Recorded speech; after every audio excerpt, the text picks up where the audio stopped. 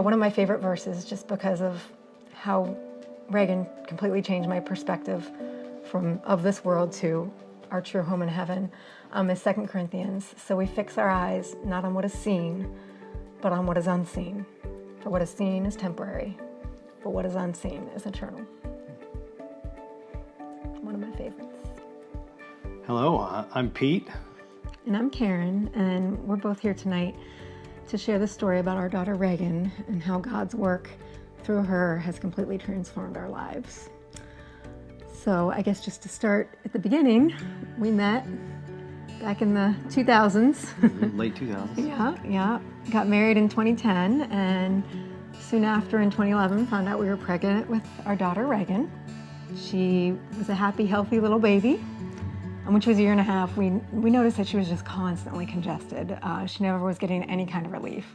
So we took her to an ENT. Yeah, at the ENT office, he went through all the normal checkup, checked the ears, checked the nose, and he said that she needed to get her tonsils out and she needed to have some her adenoids removed, which is kind of normal things for a 2-year-old. So we weren't alarmed. But at the end of the visit, the doctor said, that Reagan had some different features. She had some coarse features. She didn't really look like either one of us. All these different signs that he thought something might be different about her. So he referred us to genetics at Children's Hospital in Columbus, Ohio. We set up an appointment, met with the geneticist. It was about 2 weeks, I believe, we had to wait. And once again, end of the day, Karin receives a call, and it was a confirmation that she had MPS 3A, which is also called Sanfilippo Syndrome. It was a terminal diagnosis. Average life expectancy, I think we were told, were mid-teenage years. Teenager years, yeah. And this was all at that initial appointment. The geneticist basically handed us a few handouts printed off the internet, told us we pretty much now knew more than most medical professionals we'd come into contact with because it's a rare disease, and that we should just take her home and enjoy her while we could.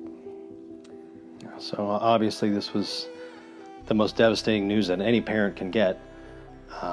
To walk into a doctor's office and walk out with the diagnosis of your child is not going to survive.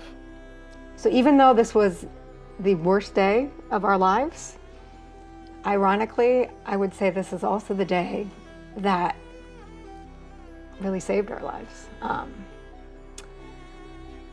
Because we hit rock bottom. We had nowhere else to turn. Every door was being slammed in our face. When we were trying to find something that could help Reagan, there was nothing else I could do. Nothing. I tried. So this is where I realized I couldn't control the situation anymore. And it was like a light bulb going off. I was never in control.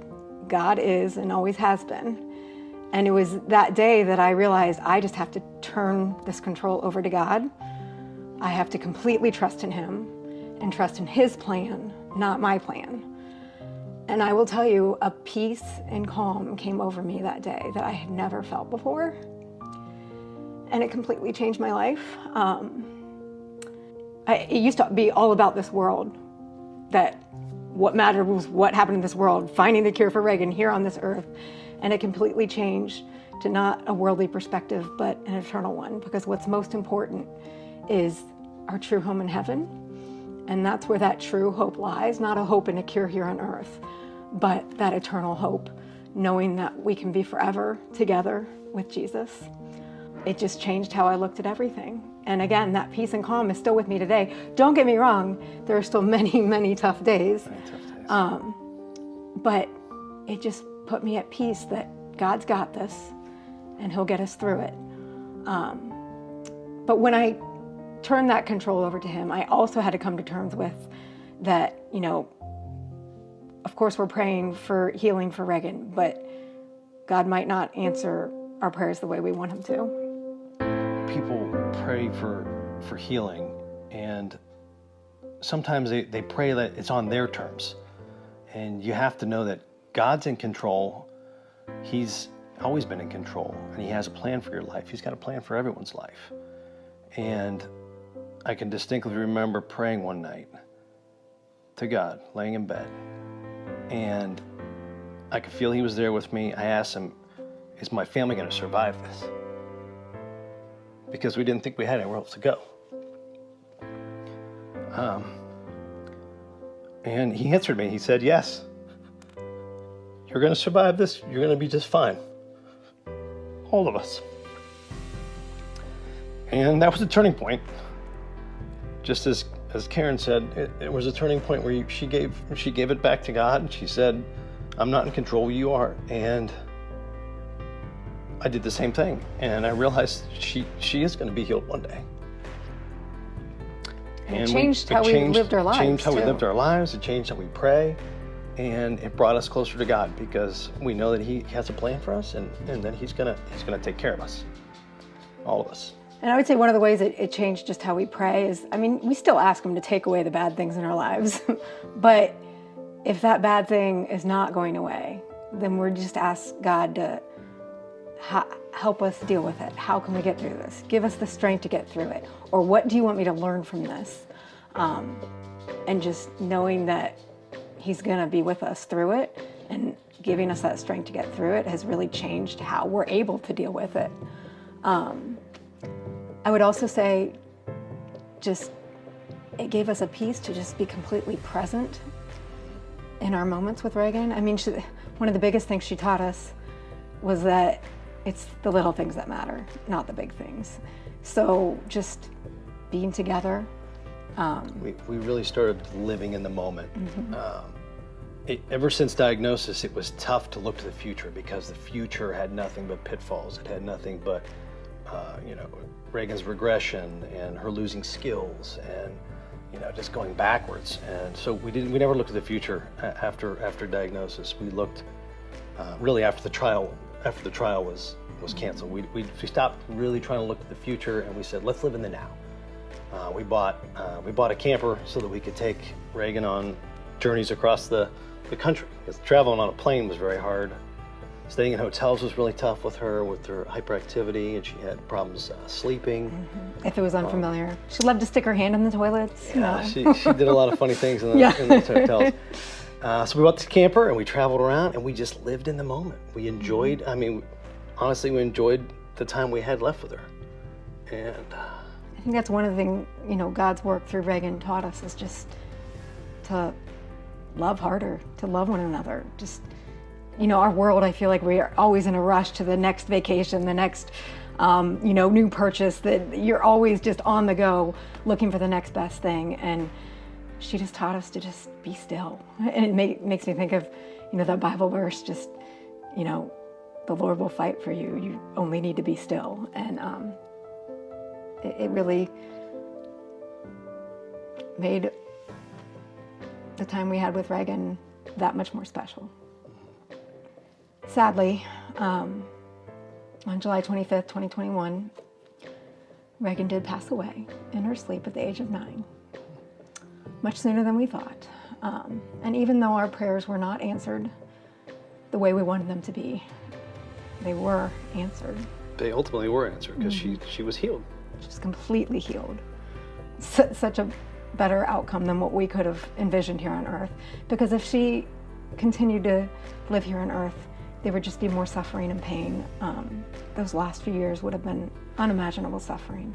So we actually have gratitude for taking away those end painful years. And it does bring us comfort to know that she is completely healed in heaven. This whole journey after diagnosis, I didn't really have anger towards God. I just had questions. Why? Why do bad things happen to good people, especially innocent children? And I feel like this is where a lot of people fall away from their faith. But it really just made me to start think about why. And as my faith increased, the more I read the Bible, and there's nowhere in the Bible God said life is going to be easy. Nowhere. There's many places. Not one spot. There's many places where He just talks about we will have trials, we will have troubles, but the promise He gives us is that He will be with us through them all. And if we don't have the strength, He will give us the strength. strength to get through them. That's just another way that it's really changed our lives. Changed our lives. Yeah. We know we pray for God's strength all the time to help me through situations. And Karin said, I do pray for, sometimes burdens to be taken away, but I mostly pray that He helps me deal with the trials that He gives me in my life, because I know He's walking with me every day. And prayers do get answered. They're just not always in the way that we expect them to be answered. Right. So I feel Reagan's purpose has become our purpose, to carry on just trying to reflect God's light, to spread His good news. Reagan gave us this tremendous gift of increasing our faith 1,000 times over. And so we'd love to try and give that gift to others as well. We've said many times, as hard as we tried to save Reagan's life here on earth, we truly believe she's the one that saved ours. And we can't thank her enough for that.